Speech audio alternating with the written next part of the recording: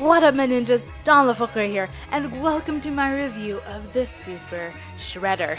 What an emotional and psychological roller coaster. This was an amazing episode, what with the intense suspense and plot, not to mention the character development, solid action. Okay, well, we might not have had so much comedy in this episode, but that makes sense considering it's a darker episode.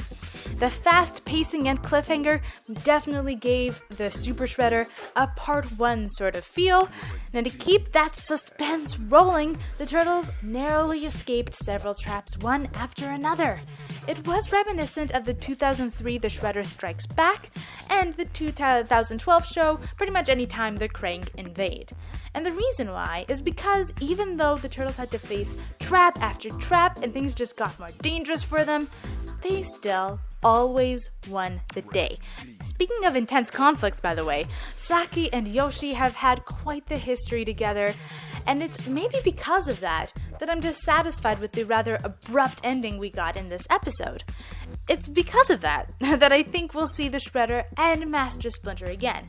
I can't say how, nor can I predict how the Turtles will win at the end of the day, but I will say this.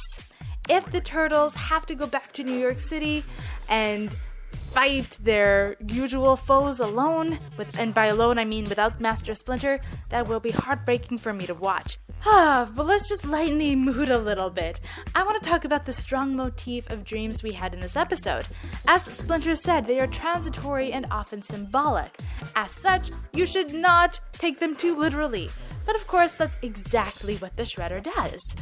Because he can't handle the guilt and responsibility of killing Ting Shen, he embraces this false reality of his dream where Splinter takes her away. That's not too far from what happened, considering that Ting Shen chose Splinter, thus eliminating the possibility of a romance between her and Saki. There are dangers with accepting a false reality, and in the Shredder's case, he has wasted so much time, money, not to mention his adopted daughter has abandoned him because of embracing this false reality and building a false vengeance on top of it. Not that Splinter is all that different. I mean, he did accept his dream and panic in the sewers, which nearly resulted in his and his son's deaths, but he has learned his lesson from that for sure. Now, what does that mean for this episode? Should we take Splinter's dream literally, considering that it seemed to be a premonition? I still say no, because this is a lighter show, and I don't think Splinter would actually die until the Turtles are ready.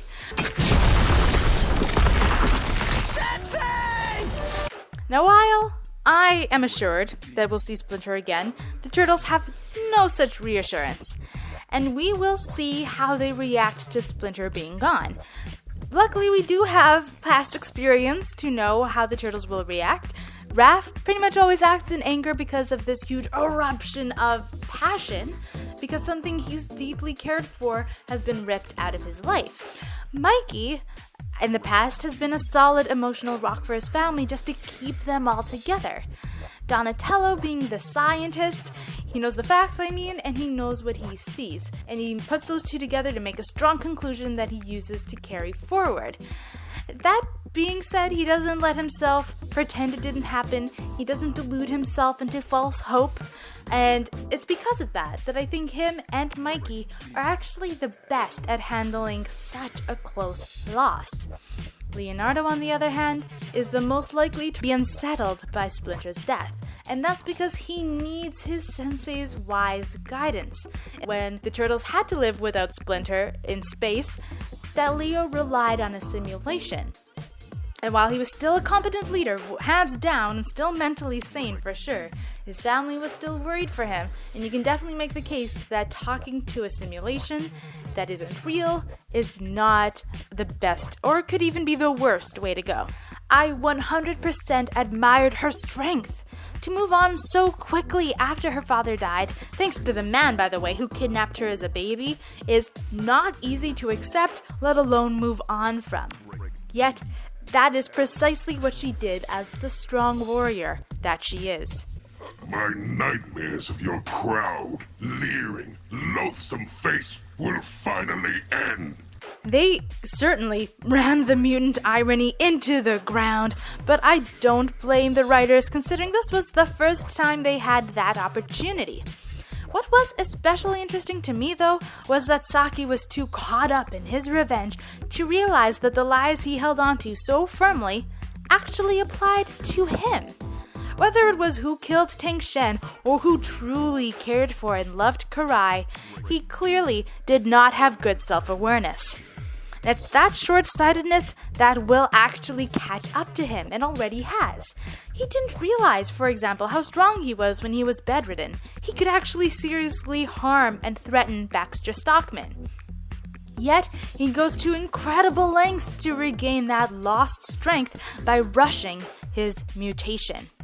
Though he was at least initially stronger and had enhanced senses, there were nasty side effects that reminded me of the 2003 episode Insane in the Membrane, which I don't think would ever be an episode title nowadays. Now, what happened in that past episode was that Stockman made a synthetic body for himself, which became too unstable and literally fell apart. Now, that's exactly my prediction for Shredder's mutant form. It was a rushed job, so it will backfire and literally fall apart. Now, that being said, he is still a rather keepable villain. He took his prey down this walk of memory lane and made it all the more haunting with photos of his past. Burning them, because, he has this, what would you call it, obsession with fire maybe? And that's incredibly psychotic, which gives me a bit of a thrill, to be honest, because such villains that delve into their foes and take them apart from the inside out are definitely worthwhile. Before I let you go, I do want to remind you, I did post with my last review that I am making an AMV to thank all of you for your support. The 100 plus subscribers, are you kidding me? How did this even happen? I really appreciate it. I'd love to hear, for my question of the day, what song you would love to hear for your AMV. I do appreciate Venka, The Fae, or Jonah Humilly on YouTube for commenting already.